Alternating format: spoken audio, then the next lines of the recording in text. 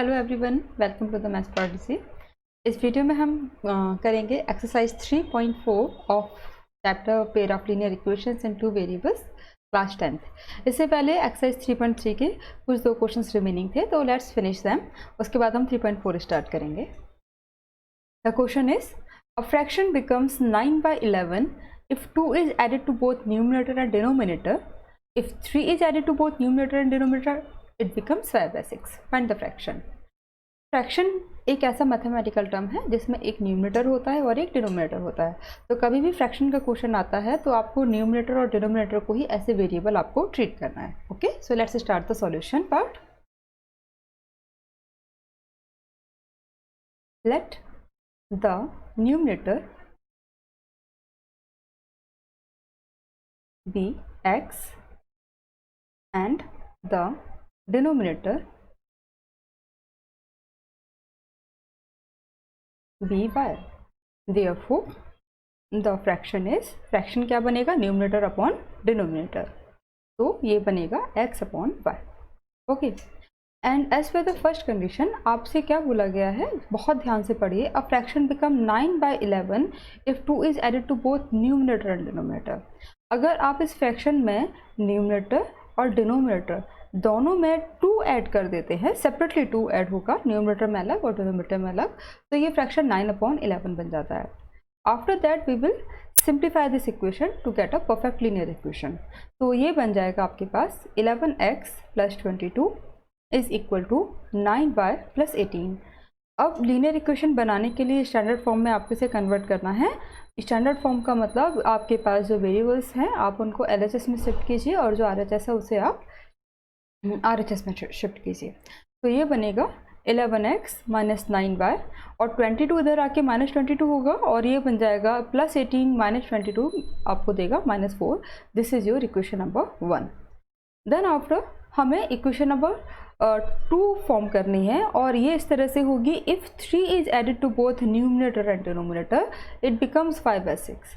अगर आप न्यूमरेटर और डिनोमिनेटर दोनों में 3 ऐड कर देते हैं, it was the fraction x upon y, आपने न्यूमरेटर में भी 3 ऐड किया और आपने डिनोमिनेटर में भी 3 ऐड किया, then the fraction become 5/6। Okay, again we have to simplify it to get a perfect linear equation. And then after take 5y to the LHS and 18 to the RHS। तो ये equation बनेगी 6x - 5y is equal to, यहाँ पे एक छोटी सी mistake हुई है, multiply करेंगे 5 + 3 में 5, तो ये बनेगा 5y + 15। ओके, तो ये यहाँ पे 18 है और इधर आके -18 होगा, तो 15 एंड -18 मिलकर आपको देगा -3। This is your equation number 2। अब इस क्वेश्चन में आपसे बोला गया था कि आपको सब्स्टिट्यूशन मेथड इसे मैं अप्लाई करना है इसे सॉल्व करने के लिए। तो मैं यहाँ पर सब्स्टिट्यूशन मेथड अप्लाई कर रही हूँ एंड अकॉर्डिंग टू दैट मैं फर्स्ट इक्वेशन का यूज़ करके यहाँ पे x की वैल्यू निकालूंगी यूजिंग इक्वेशन नंबर 1। तो आपके पास x की वैल्यू आ रही है 9y - 4y upon 11। This is the third equation. अब आपको क्या करना है, नेक्स्ट आपको करना है पुट, एक लाइन हम यहाँ पे सेपरेशन के लिए बना देते हैं, आपको समझने में थोड़ी आसानी रहेगी। We are going to use third equation and we are going to put third equation in equation number 2।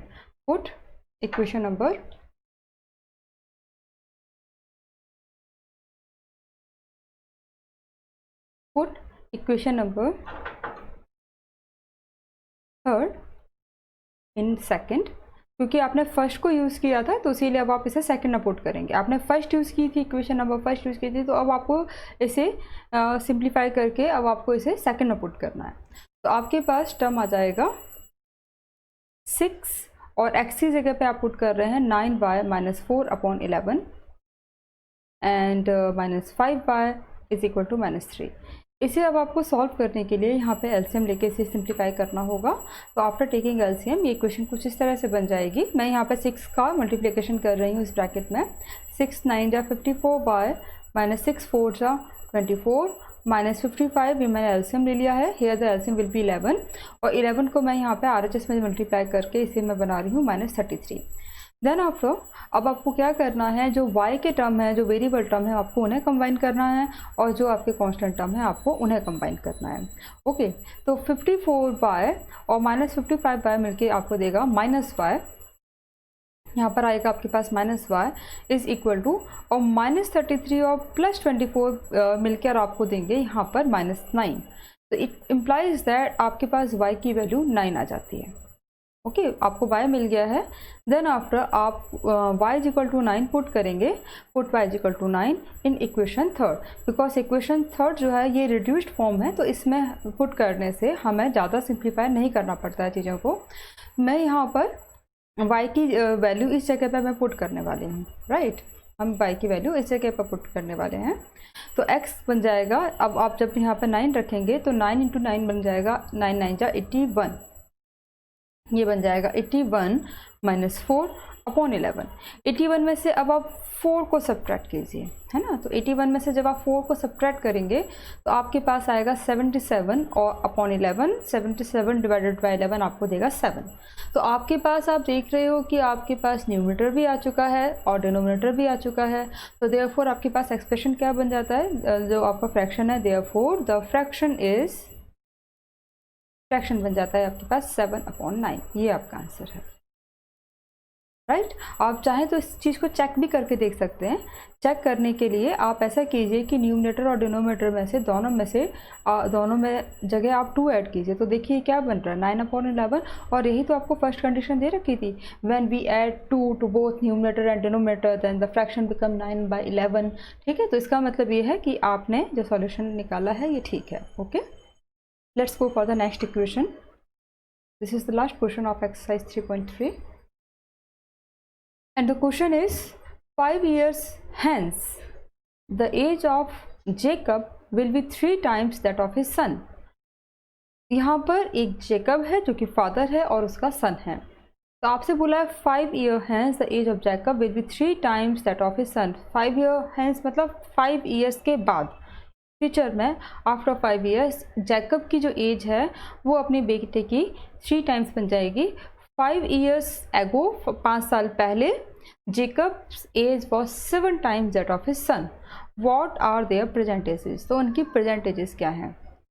कभी भी इस तरह का क्वेश्चन आपके पास आता है तो आप जो 2 कैरेक्टर्स आपको क्वेश्चन में दे रखे हैं, क्योंकि 2 ही कैरेक्टर्स होंगे, क्योंकि हमने पढ़ा है लीनियर इक्वेशन इन 2 वेरिएबल्स, तो 2 ही वेरिएबल्स होंगे, 2 ही कैरेक्टर्स यहाँ पर आएंगे।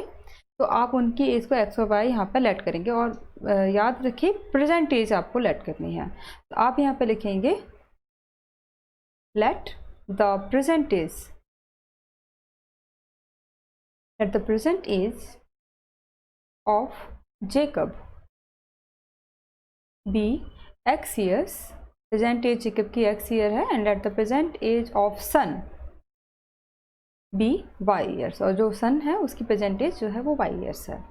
ओके, तो अब कंडीशन यहाँ पे आपको क्या दे रखी है, देखिए 5 years hence मतलब 5 साल के बाद, 5 साल के बाद जेकब की एज क्या बनेगी y + 5 और सन की एज क्या बनेगी x + 5। जैसे अगर आप इस वक्त आपकी एज जो भी है, अगर मैं पूछती हूँ कि 5 साल बाद आपकी एज क्या होगी, तो आप क्या करेंगे, अपने प्रेजेंट एज में +5 करेंगे ना। सिमिलरली हम अगर 5 साल बाद की बात कर रहे हैं तो जेकब और सन दोनों की एज में, प्रेजेंट एज में हम 5 ऐड करेंगे।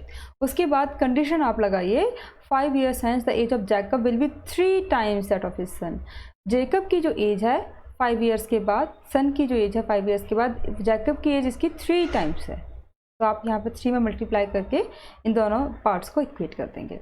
Again you have to reduce it in standard linear equation. तो मैं यहाँ पे लिख रही हूँ 3x - y is equal to -10। This is equation number 1। मैंने वेरिएबल्स को एक साथ रखा है और मैंने कांस्टेंट टर्म्स को एक साथ रखा है। एज सच आप देख सकते हैं कि 3 × 5 क्या बन रहा था, ये 15 बन रहा था, तो इधर आके -15 बनेगा, तो 5 और -15 मिलकर आपको -10 दे देता है। This is the first equation. और सेकेंड इक्वेशन आपको दे रखी है 5 years ago मतलब 5 साल पहले। 5 साल पहले जेकब की एज क्या थी बताइए।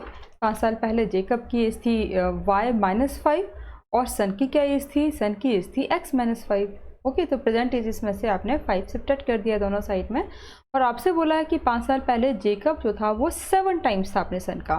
तो जब आप 7 मल्टीप्लाई कर देंगे सन की एज में, जब सन की एज को आप 7 टाइम्स कर देंगे तो ये जेकब की एज के इक्वल बन जाएगी। Again simplify it to form a standard linear equation, तो ये बनेगा 7x - y is equal to, अब ये दोनों मिलके आपको क्या दे रहे हैं, ये दोनों मिलके आपको दे रहे हैं -35, ये इधर जाके +35 हो जाएगा, तो +35 एंड -5 मिलके आपको देगा 30। So this is the equation number 2। अब आपको इसे सॉल्व करना है बाय यूजिंग सब्स्टिट्यूशन मेथड। तो मैं यहाँ पे फर्स्ट इक्वेशन को यूज़ कर रही हूँ यूजिंग इक्वेशन नंबर 1। मैं यहाँ पे y की वैल्यू लेट कर रही हूँ, y is equal to 3x + 10। This is the third equation. अब आप क्या करेंगे, put equation number 3 in equation number 2। आपने क्योंकि यहाँ पर फर्स्ट को यूज़ किया था तो अब आप इसे सेकंड में पुट करेंगे, तो ये बन जाएगा। और सेकंड में पुट करने के बाद में अब आप यहाँ पे ये जो x है, नहीं सॉरी x में नहीं लगाना है, आपको y में लगाना है। आपने y की वैल्यू को यहाँ पे कैलकुलेट किया है, तो हम y की जगह पे पुट करने वाले हैं 3x + 10। ओके, अब आप इस ब्रैकेट को जब ओपन करेंगे तो आपको मिलेगा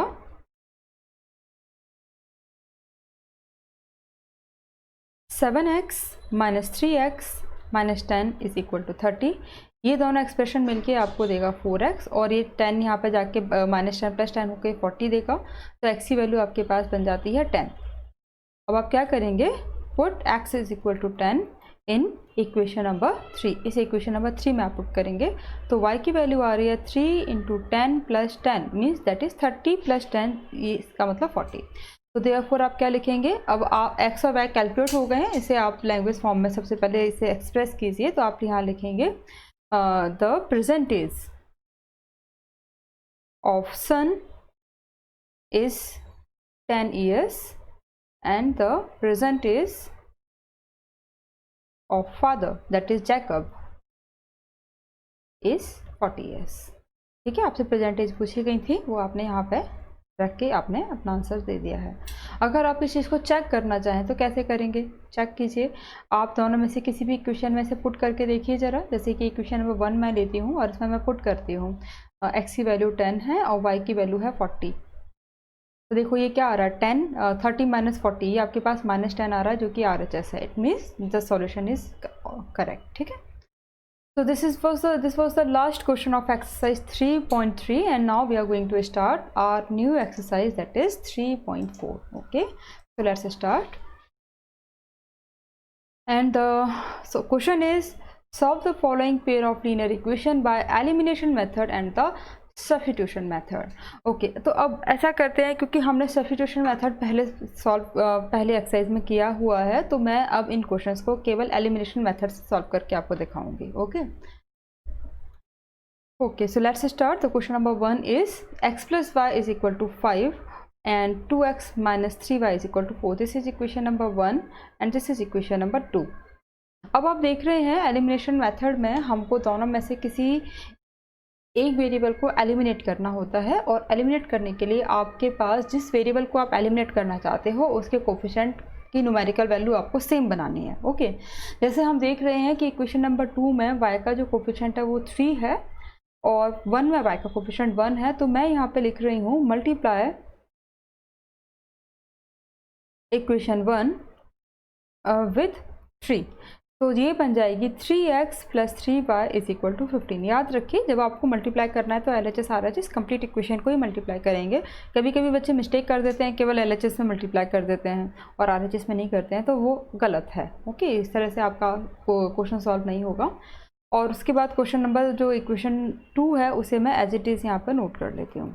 अब आप देख रहे हैं कि यहाँ पर ऐसा करने के बाद में जो y के जो कोफिशिएंट्स हैं वो सेम हैं और वो they are equal and opposite sign के हैं। तो अगर इक्वल एंड अपोजिट साइन है तो आप इन इक्वेशंस को ऐड करेंगे, और अगर वो इक्वल हैं और सेम साइन है तो आप उनको सब्ट्रैक्ट करेंगे। ओके, तो अब आप देख रहे हैं कि यहाँ पर क्या हो रहा है कि y और 3y तो यहाँ पर कैंसिल हो गया है, और 3x और 2x मिलके देगा आपको 5x, और 15 और 4 मिलके आपको देगा 19। तो x की वैल्यू आपके पास 19/5 आ जाती है। ठीक है, अब इस वैल्यू को आप दोनों में से किसी भी इक्वेशन में पुट कर सकते हैं। मेरे को फर्स्ट इक्वेशन ज़्यादा सिंपल लग रही है, तो मैं यहाँ पे लिख रही हूँ put x is equal to 19/5 in equation number 1। तो यहाँ पर इस जगह पे मैं इसे पुट करने वाली हूँ, तो ये हो जाएगा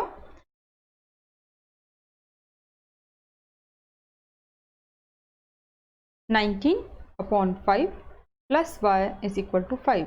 तो देयरफॉर y की वैल्यू बन जाती है 5 minus 19/5। Here the denominator is 5 और ये बन जाएगा after taking LCM 25 minus 19 and 25 minus 19 जब आप करोगे तो आपके पास आंसर आएगा 6/5। ठीक है, तो आप क्या लिखेंगे, आप इसके बाद लिखेंगे देयरफॉर द सॉल्यूशन इज, पहले x लिख दीजिए 19/5 कॉमा देन आफ्टर 6/5, ये आपका सॉल्यूशन है, आंसर है। उसके बाद में हम सॉल्व करेंगे क्वेश्चन नंबर 3। यहाँ पर ये आपकी फर्स्ट इक्वेशन है और ये आपकी सेकंड इक्वेशन है। एलिमिनेशन मेथड हम अप्लाई करने वाले हैं और मैं यहाँ पर y के कोफिशिएंट को सेम करूँगी। ठीक है, इस चीज़ को मैं आपको एक बार एक्सप्लेन कर देती हूँ। देखिए आपके पास इक्वेशन है 3x + 4y is equal to 10 और दूसरी इक्वेशन है 2x - 2y is equal to 2। Elimination method के लिए आपको दोनों में से किसी भी एक इक्वेशन के कोफिशिएंट्स को इक्वल बनाना है। ठीक है, तो या तो वो y हो सकता है या फिर वो x हो सकता है। और यहाँ पे कोफिशिएंट्स को इक्वल बनाने के लिए मोस्ट ऑफ द टाइम हम यहाँ पे इक्वेशंस में किसी कांस्टेंट का मल्टीप्लिकेशन करते हैं। अब आप देख रहे हो कि इस इक्वेशन के अकॉर्डिंग अगर यहाँ पर अगर मैं केवल इक्वेशन नंबर 2 में अगर मैं 2 मल्टीप्लाई कर दूं तो y का कोफिशिएंट सेम बन जाएगा। ये यहाँ पर 4 है और आफ्टर मल्टीप्लिकेशन ये भी 4 बन जाएगा। लेकिन अगर सेम मेरे को इस इक्वेशन में x का कोफिशिएंट सेम बनाना होता तो अब देखिए यहाँ पर x का कोफिशिएंट 3 है और यहाँ पर x का कोफिशिएंट 2 है। तो इस केस में मेरे को फर्स्ट इक्वेशन को 2 से मल्टीप्लाई करना पड़ेगा और सेकंड इक्वेशन को 3 से मल्टीप्लाई करना पड़ेगा। And after completing the multiplication x का कोफिशिएंट इक्वेशन नंबर 1 और इक्वेशन नंबर 2 दोनों जगह पर 6 बन जाएंगे। अब आपको क्योंकि अपना टाइम कंज्यूम करना है एग्जामिनेशन में, तो इसके लिए आपको कम से कम स्टेप में अपने क्वेश्चन को सॉल्व करना होगा, है ना। तो अगर आपके पास इस तरह का ऑप्शन है इक्वेशन के अकॉर्डिंग कि आप किसी एक इक्वेशन में कुछ कांस्टेंट मल्टीप्लाई करने से ही कोफिशिएंट्स को इक्वल बना सकते हो, देन गो फॉर इट। लेकिन अगर ऐसा ऑप्शन नहीं है तो इट में भी हो सकता है कि आपको दोनों इक्वेशंस को किसी न किसी कांस्टेंट से मल्टीप्लाई करना पड़े। अब क्योंकि मेरे पास ऑप्शन है कि केवल मैं एक इक्वेशन में 2 से मल्टीप्लाई करने के बाद y कोफिशिएंट को सेम बना सकती हूँ, तो फिर मैं y को ही सेम बनाऊंगी। अगर ऐसा ऑप्शन नहीं होता तो फिर उस कंडीशन में मेरे को दोनों ही इक्वेशन में कुछ ना कुछ मल्टीप्लिकेशन करना होता। तो हम यहाँ पे अब कर रहे हैं, हम केवल इक्वेशन नंबर 2 में 2 का मल्टीप्लाई करेंगे। मैं यहाँ पे लिख रही हूँ second part, multiply equation number 2 by 2 we get, तो हमको क्या मिलता है 4x - 4y is equal to 4। याद रखिए LHS RHS दोनों जगह पर ही आप यहाँ पर मल्टीप्लिकेशन करेंगे। अब आप इन इक्वेशन को ऐड कर लीजिए, बिकॉज आप देख रहे हैं कि y का कोफिशिएंट इक्वल एंड अपोजिट है। इक्वल एंड अपोजिट होने पर हम ऐड करते हैं, एक यहाँ पे -4 है, एक यहाँ पे +4 है, तो हम इनको एलिमिनेट करने के लिए एडिशन करेंगे। अगर ये इक्वल होते और सेम साइन के होते तो हम इनको सब्ट्रैक्ट कर देते दोनों इक्वेशंस को। आफ्टर सब्ट्रैक्टिंग हम देख रहे हैं y तो यहाँ पे कैंसिल हो जाता है, एलिमिनेट हो जाता है और केवल x के टर्म्स यहाँ पर बचते हैं। तो 4x + 3x मिलके आपको देगा 7x एंड 10 + 4 मिलके आपको देगा 14। इट इम्प्लाइज दैट x की वैल्यू आपके पास 2 आ जाती है, right. x is equal to 2 आपने फाइंड आउट कर लिया है। देन आफ्टर अब आपको क्या करना है, x की वैल्यू 2 आप कहीं भी इक्वेशन में पुट कीजिए जो आपको सिंपल लगती है। तो मैं यहाँ पे लिख रही हूँ put x is equal to 2 in equation number 2। तो मुझे मिलता है 2 × 2 - 2y is equal to 2, 4 - 2y is equal to 2 और -2y जो है ये यहाँ पे जाके -2 बन रहा है और y की वैल्यू आपके पास बना जाती है। So this is the answer. तो आप यहाँ पे क्या लिखेंगे, देयरफॉर द सॉल्यूशन इज 2, 1। अगर एग्जामिनेशन हॉल में आपके पास टाइम है तो उस केस में अब आप यहाँ पर इन्हें चेक कर कर भी देख सकते हैं कि आपका क्वेश्चन जो है वो सॉल्यूशन है वो ठीक आ रहा है या नहीं आ रहा। चेक करने के लिए आपको दोनों में से किसी भी इक्वेशन में एक्स और वाई की वैल्यू लगानी है, तो आप देखेंगे कि LHS RHS दोनों इक्वल आ रहे हैं। Okay, and the next question is 3x minus 5y minus 4 is equal to 0. This is equation number 1. And 9x is equal to 2y plus 7. This is equation number 2. And I'm going to apply elimination method. तो elimination method के लिए अब आपको क्या करना है, दोनों में से किसी एक वेरिएबल के कोफिशिएंट को आपको इक्वल बनाना है। अब आप यहाँ पे देख रहे हैं कि इधर x का जो कोफिशिएंट है वो 9 है और इधर x का कोफिशिएंट 3 है। तो केवल इक्वेशन नंबर 1 को 3 से मल्टीप्लाई करने के बाद मैं अपने x कोफिशिएंट को सेम बना सकते हैं। So I am going to do that. मैं यहाँ पे लिख रही हूँ multiply equation number 1 with 3, we have यहाँ पे we get 9x minus 15y। मैं प्रेफर करूँगी कि जो कांस्टेंट पार्ट है मैं उसे RHS में रखूँ, तो ये यहाँ पर आके 12 बन जाता है। This is equation number 1। और उसके बाद ये इक्वेशन नंबर 2 में एज इट इज़ यहाँ पर लिख रही हूँ, और लिखते वक्त मैं ध्यान रखूँगी कि जो मेरा y है जो कांस्टेंट पार्ट है वो LHS में रहे। जैसे आप देख रहे हैं कि गिवन पार्ट में इन्होंने 2y को RHS में रखा है, तो मैंने इसको LHS में ट्रांसफ़र किया है।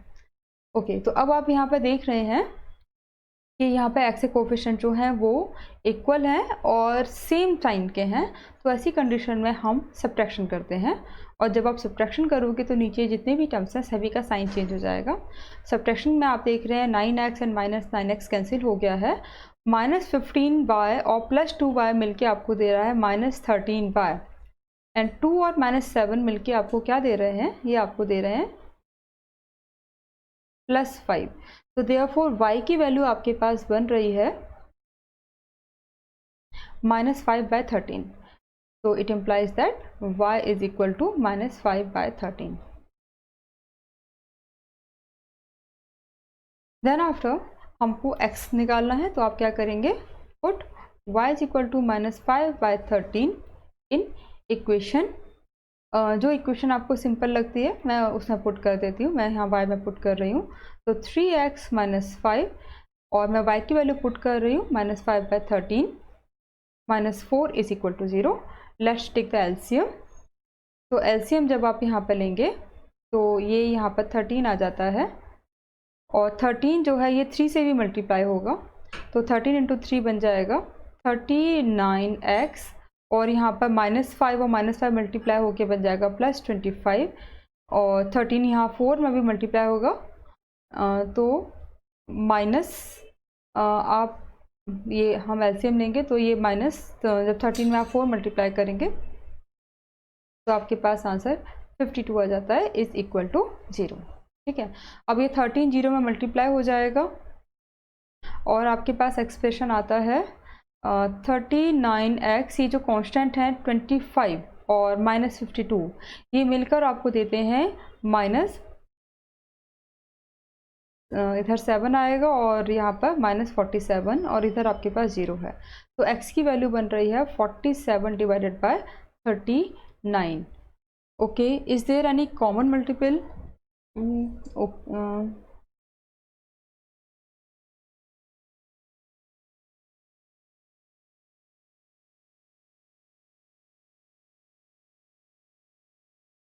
Let's check for some mistake here. 52 and 25. Sorry, this should be 27. तो ये 27 है आपके पास, 27। ओके, अब यहाँ पर आपके पास कोई कॉमन मल्टीपल है, लेट्स चेक फॉर दैट। आप देख रहे हैं यहाँ पर 3 कॉमन मल्टीपल है, 3 × 13 एंड 3 9 × 27। तो देयरफॉर आपके पास x की वैल्यू बनती है 9/13। तो this is the answer.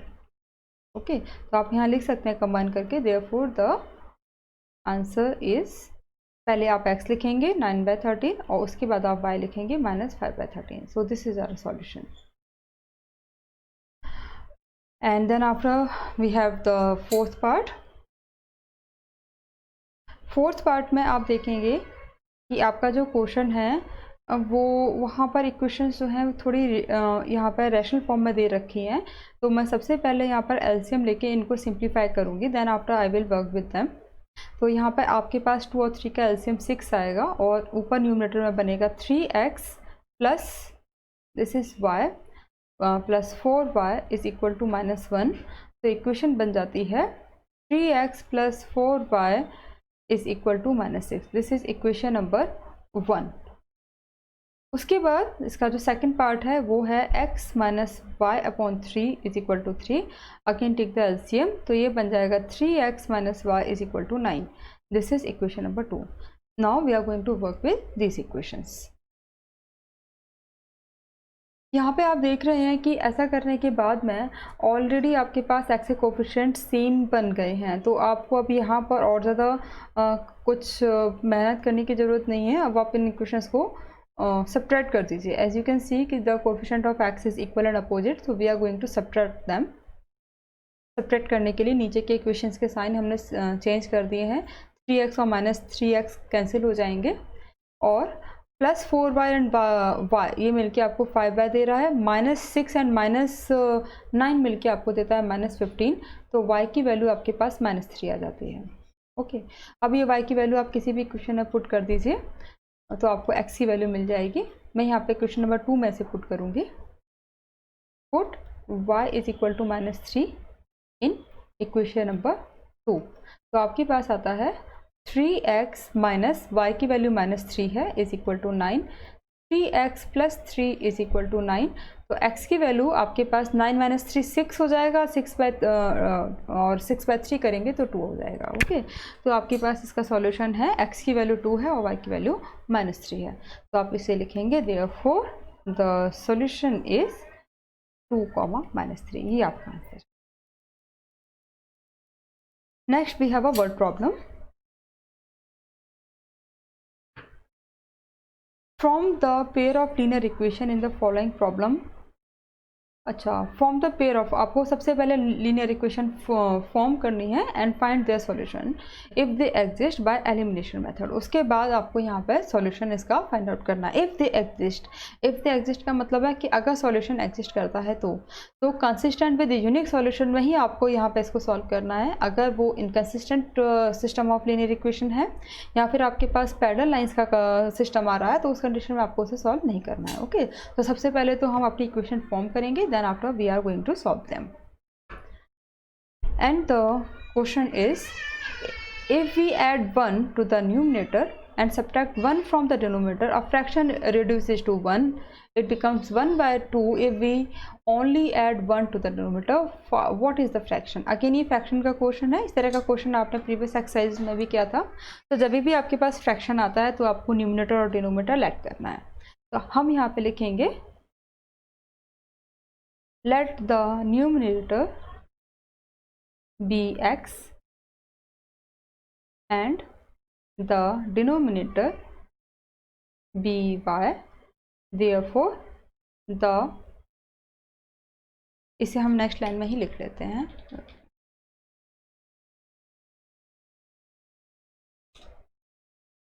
therefore the denominator therefore the fraction is, therefore the fraction is x upon y। ये आपका फ्रैक्शन है। as per the given condition we have here, if we add 1 to numerator and subtract 1 from denominator, आपको numerator में 1 add करना है और जो denominator है वहाँ से 1 आपको सब्ट्रैक्ट करना है। द फ्रैक्शन रिड्यूसेस टू 1, ये 1 में रिड्यूस हो जाता है।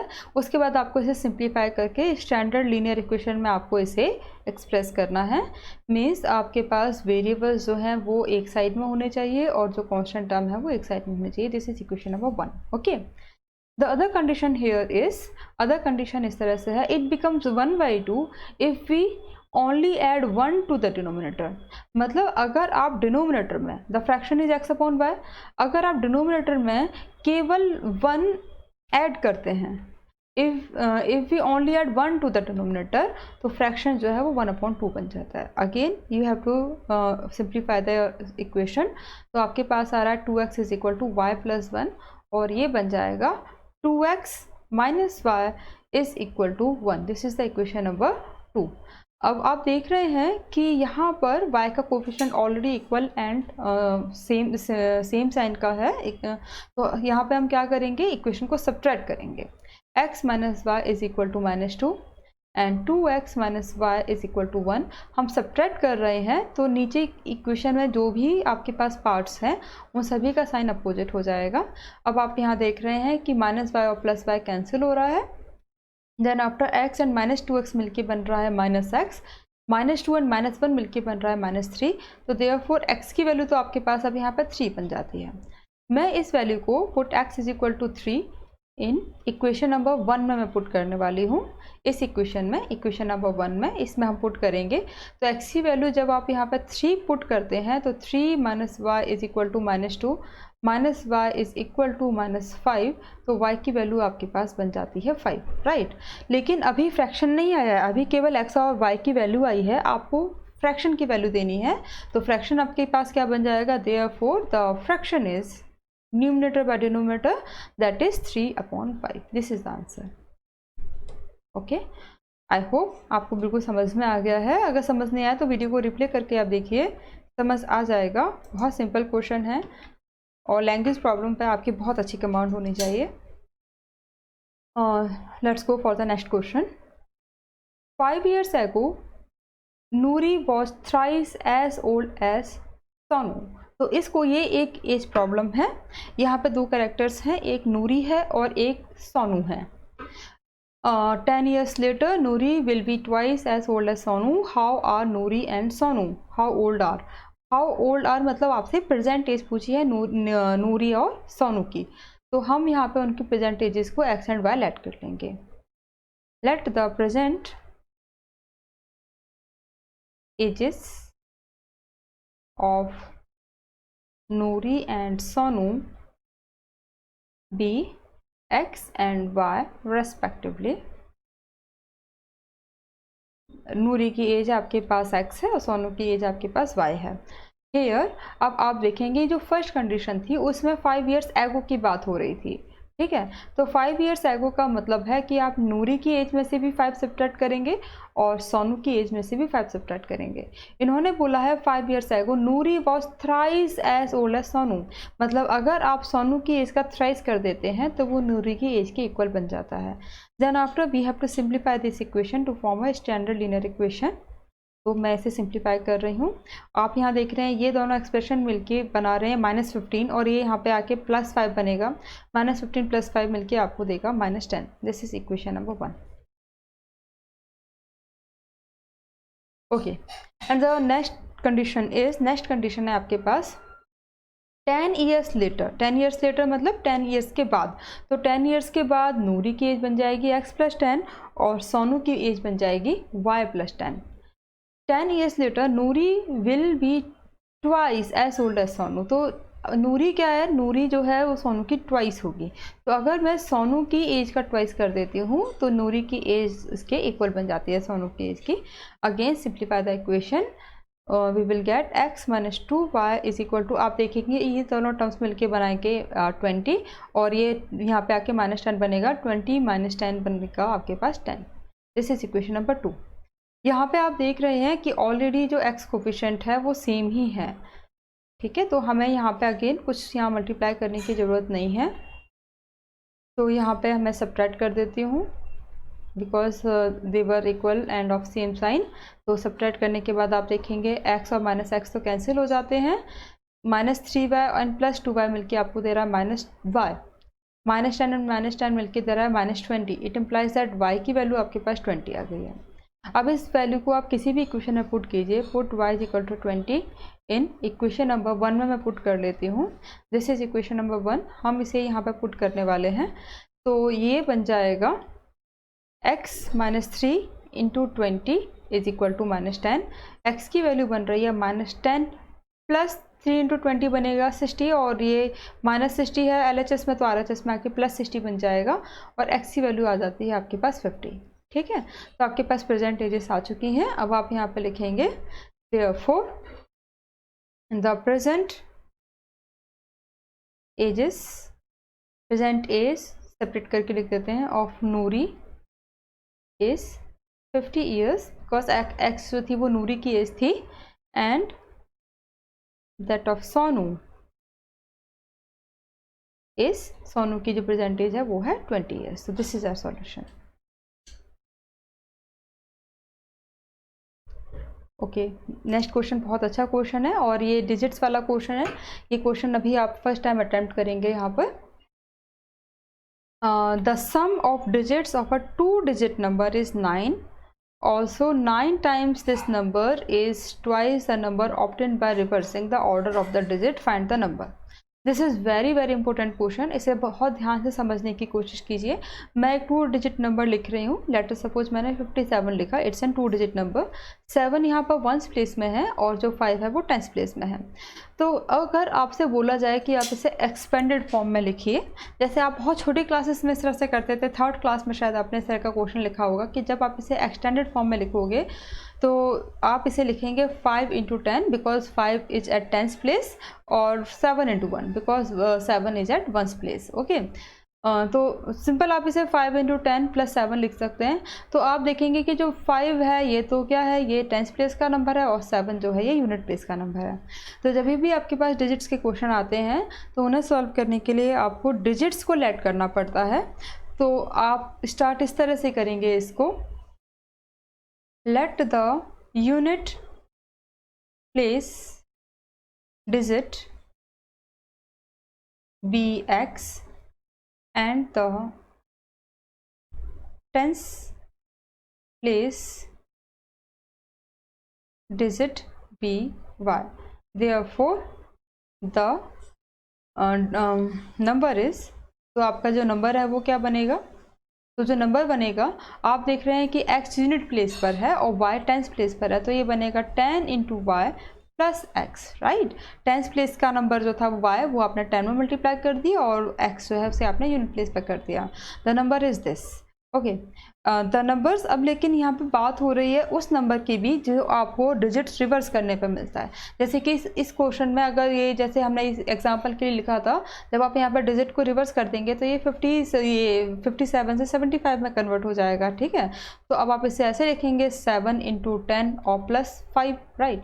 तो the number obtained by reversing the order of digits is, अगर डिजिट्स का ऑर्डर रिवर्स कर देते हैं तो नंबर ये आ जाएगा, x जो था वो 10s प्लेस पर आ गया और y यूनिट प्लेस पर चला गया है। ठीक है, अब यहाँ पे आप देखेंगे कंडीशन आपको क्या दे रखी है। हेयर आपको यहाँ पे कंडीशन ये दे रखी है, here the sum of digits of 2 digit number is 9। इन डिजिट्स का जो सम है वो 9 है, x + y = 9। This is equation number 1। उसके बाद आपसे बोला है also 9 times this number is twice the number obtained by reversing the order of the digit. मतलब आपका जो नंबर था वो ये था 10y + x, ये आपके पास नंबर था। ठीक है, और रिवर्स नंबर आपके पास ये था। तो इन्होंने बोला है कि जो आपके पास नंबर है उसका 9 टाइम्स अगर आप कर देते हैं तो ये रिवर्स नंबर का जो है, reverse number that is 10x + y, ये इसके ट्वाइस के इक्वल है, is twice the number obtained by reversing the order of the digits. ठीक है, इक्वेशन नंबर 1 तो सिंपल है काफ़ी, लेकिन इक्वेशन नंबर 2 को हम पहले सिंप्लीफाई कर लेते हैं। तो ये बन जाएगा 90y + 9x = 20x + 2y। Now अब आप यहाँ पे x और y को आप सेपरेट कीजिए। आप देख रहे हैं कि यहाँ पे कोई भी कांस्टेंट टर्म तो है नहीं। ठीक है, तो यहाँ पे अब आप x को एक तरफ लेके जाइए, y को आप एक तरफ लेके जाइए। आप ऐसा भी कर सकते हैं कि आप y को LHS में इकट्ठा कर लें और x को RHS में। तो 90y minus 2y is equal to 20x minus 9x। तो 90 माइनस 2 करने पर आपके पास आएगा 88y और 20 माइनस 9 करने पर आपके पास आएगा 11x। तो आप यहाँ पर देख रहे हैं कि x जो है ये 8y के इक्वल है, मैंने इसको 11 से डिवाइड कर दिया है, ठीक है, ये चीज़ आपको मिलती है। अब आप यहाँ पर इसे मैं इक्वेशन नंबर 3 लिख देती हूँ और मैं अब यहाँ पर सब्स्टिट्यूशन मेथड अप्लाई करूँगी। पुट थर्ड इन, किस में पुट करेंगे, फर्स्ट में पुट करेंगे, बिकॉज सेकंड को तो हमने यूज ही कर लिया था। This was the second equation. Okay, तो x की वैल्यू आप यहाँ पे 8y लगाने वाले हैं, 8y plus y is equal to 9। Okay, तो ये बन जाएगा 9y इज इक्वल टू 9। इसका मतलब y की वैल्यू आपके पास 1 बन जाती है। Okay, therefore the number is, आपको यहाँ पे नंबर की वैल्यू बतानी है। नंबर आपके पास ये था 10y प्लस x, तो आप यहाँ पे क्या करेंगे, y की जगह पे 1 रखेंगे और x की जगह पर आप क्या रखेंगे, x की वैल्यू आपके पास, ओके, y की वैल्यू 1 है, x की वैल्यू अभी हमने कैलकुलेट नहीं की, उसके लिए आप यहाँ पे x is equal to 8y में पुट करेंगे, तो x की वैल्यू आपके पास 8 हो रही है, तो आपके पास ये नंबर है, मतलब कि 10 plus 8 that is 18। This is the number, this is the required number 18। सो अब आप समझ गए हैं कि आपको डिजिट्स वाला क्वेश्चन भी किस तरह से करना है। Let's go for the next question, question number 4।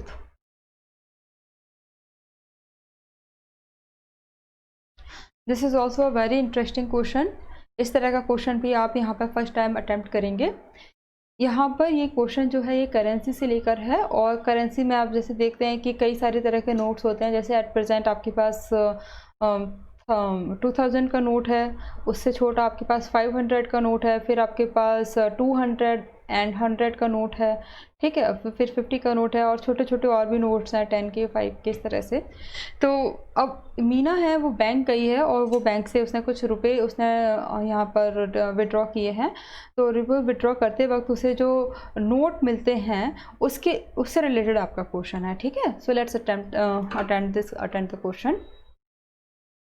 Meena went to a bank to withdraw rupees 2000। उसने 2000 रुपीज़ विड्रॉ किए हैं। She asked the cashier to give her rupees 50 and rupees 100 notes only. और उसने कैशियर को बोला कि मुझे 50 रुपीज़ और 100 रुपीज़ के नोट्स में ही आप मेरे को मेरा अमाउंट दीजिए। Meena got 25 notes in all. Suppose कीजिए उसे टोटल 25 नोट्स मिले, वेदर देवर ऑफ 50 और 100। टोटल नोट उसके पास 25 थे। How many notes of 50 and 100 she received. अब आपको ये बताना है कि उन 25 नोट्स में कितने नोट्स 50 रुपीज़ के थे और कितने नोट्स उसमें 100 रुपीज़ के थे। Okay, so let's start the question. जो आपसे पूछा गया है उसी को हम as a variable x and y यहाँ पे कंसीडर करेंगे।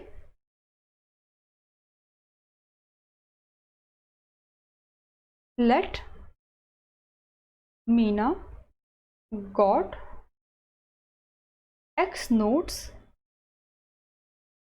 of ₹100 and Y notes of ₹50। तो उसे X नोट जो हैं वो 100 के हैं और Y नोट्स उसके पास 50 रुपीज़ के हैं, ठीक है ना। तो हेयर आपसे क्या बोला था कि उसके पास जो टोटल नोट हैं वो कितने हैं, 25 इन ऑल। तो आप 100 के नोट और 50 रुपीज़ के नोट को अगर आप इनका नंबर को जब आप इसे ऐड कर देखते हो तो टोटल नोट आपके पास 25 है। This is the equation number 1। उसके बाद आप सेकंड इक्वेशन कैसे बनाओगे। सेकंड इक्वेशन आपके पास इस तरह से बनेगी कि आपको अमाउंट दे रखा है, ठीक है। अच्छा, सपोज कीजिए आपके पास 100 रुपीज़ के नोट हैं, ठीक है ना। ये 100 का नोट है आपके पास और ये आपके पास 100 का नोट है, ये 100 का नोट है, एक नोट ये है और एक नोट ये है। अब आप यहाँ पर देखेंगे कि कितने नोट्स हैं आपके पास टोटल। आपके पास यहाँ पर 1 2 3 4 एंड 5 नोट्स हैं। तो आपसे पूछा जाए कि टोटल मनी कितने हैं, तो आप क्या करेंगे, 100 में 5 मल्टीप्लाई कर देंगे, दैट इज़ आपके पास 500 रुपीज़ हैं, है ना। This very simple. तो सिमिलरली अब आप यहाँ पे क्या करेंगे, आप यहाँ पे देख रहे हैं कि मीना के पास एक्स नोट थे 100 रुपीज़ की, तो उसकी वैल्यू कितनी हो गई, उसकी वैल्यू हो जाएगी 100 इंटू एक्स, राइट। जैसे और उसके पास वाई नोट थे 50 रुपीज़ की, तो वैल्यू कितनी हो जाएगी 50 इंटू वाई, राइट। जैसे आपने यहाँ पे देखा कि 100 रुपीज़ के 5 नोट थे, तो टोटल वैल्यू कितनी होगी 5 × 100। सिमिलरली एक्स नोट 100 के हैं तो 100 × x प्लस 15 × y, और ये मिला के आपको देगा टोटल अमाउंट जो कि बन जाएगा 2000। This is equation number 2। अब इसके साथ आपको work, the equation is 100x plus 50y is equal to 2000।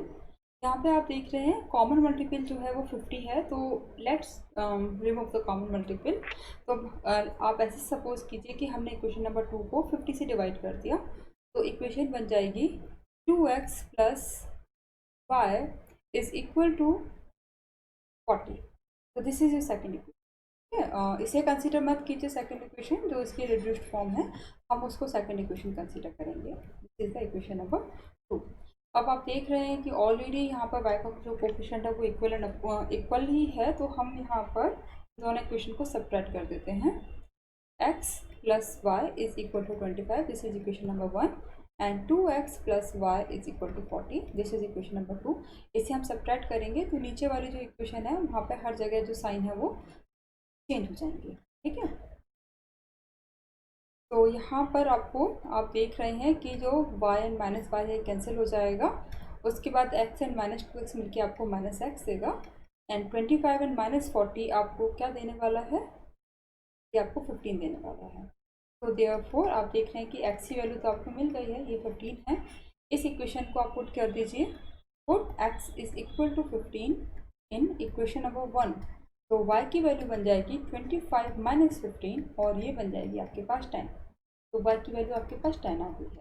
अब x क्या था, x था आपके पास 100 रुपीज़ के नोट्स का नंबर, और y था 50 रुपीज़ के नोट्स का नंबर। तो आप लिखेंगे therefore Meena has 15 notes of rupees 100 and 10 notes of rupees 50. Okay, so 15 and 10 is the answer. For the next question, आप वीडियो को पॉज करके सॉल्यूशन को नोट कर सकते हैं। The question is, lending library has fixed charges for first 3 days and an additional charge for each day thereafter. आप book यहाँ से इश्यू कराते हैं लाइब्रेरी से, तो फर्स्ट 3 डेज़ के लिए फ़िक्स चार्जेस हैं आपके पास, और उसके बाद अगर आप और ज़्यादा डेज़ के लिए बुक्स को रखते हो तो अकॉर्डिंगली आपको यहाँ पे कुछ एडिशनल चार्जेस देने पड़ते हैं। Sarita paid ₹24 for a book kept for 7 days. Sarita ने बुक को 7 डेज़ के लिए रखा और उसने 27 रुपीज़ पे किए, वाइल सुसी paid ₹21 for the book she kept for 5 days. और सुसी ने बुक को 5 डेज़ के लिए रखा और उसने 21 रुपीज़ पे किए। Find the fix charges and charges each extra day. तो यहाँ पर आप जो वेरिएबल्स होंगे वो इस तरह से होंगे, charges for first 3 days and then after charges for each day thereafter. तो हम इस तरह से लिखेंगे, let the fixed charges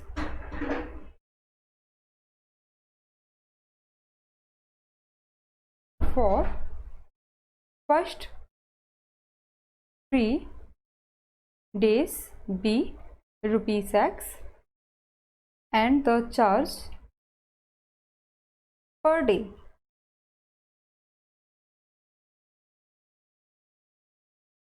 thereafter, मतलब 3 दिन के बाद, उसके बाद आपने अगर बुक को फिर से रखा अपने साथ में, the charges per day thereafter be ₹Y। Okay, अब देखिए यहाँ पे कंडीशन आपकी क्या है कि सरिता ने बुक रखी 7 डेज़ के लिए। 7 डेज़ को आप यहाँ पर 3+4 में कन्वर्ट करेंगे। 3 जो आपके फर्स्ट 3 डेज़ थे, तो आपको 3+4 में ही अपना जो नंबर ऑफ डेज है उसे ब्रेक करना है। तो 3 डेज़ तक तो X रुपीज़ ही लगेंगे। ओके, 3 डेज़ तक X रुपीज़ ही लगेंगे। उसके बाद जब आप और ज़्यादा दिन के लिए बुक को रखते हो तो पर डे के अकॉर्डिंग आपके पास Y रुपये आपको देने हैं। तो ये 1 दिन का चार्ज है। 3 दिन के बाद जो पर डे का चार्ज है वो Y रुपये है। तो आपने क्योंकि 4 दिन के लिए इसने सरिता ने बुक को रखा है, तो चार्ज वो कितना देगी, वो 4/4 देगी। ठीक है। तो यहाँ पर आप क्या लिखेंगे, यहाँ पे आपकी कंडीशन इस तरह से होगी, हेयर सरिता ने बुक रखी थी 7 डेज़ के लिए, तो पहले 3 दिन के लिए तो उसने x रुपये पे किए और उसके बाद बाकी दिन के लिए y रुपीज़ पर डे के अकॉर्डिंग पे करने थे, तो बाकी के जो 4 दिन थे उसके लिए उसको 4y रुपीज़ देने हैं और इसका जो टोटल अमाउंट है उसने 27 रुपये अमाउंट उसने पे किया था। And if we talk about